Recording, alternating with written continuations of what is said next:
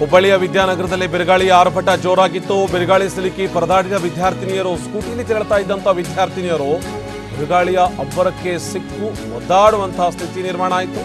ಸ್ಕೂಟಿಯಲ್ಲಿ ಮುಂದಕ್ಕೆ ಚಲಿಸೋದಕ್ಕೆ ಸಾಧ್ಯ ಆಗದೆ ಪರದಾಡುವಂತಹ ಸ್ಥಿತಿ ನಿರ್ಮಾಣ ಆಗಿತ್ತು ವಿದ್ಯಾನಗರದಲ್ಲಿ.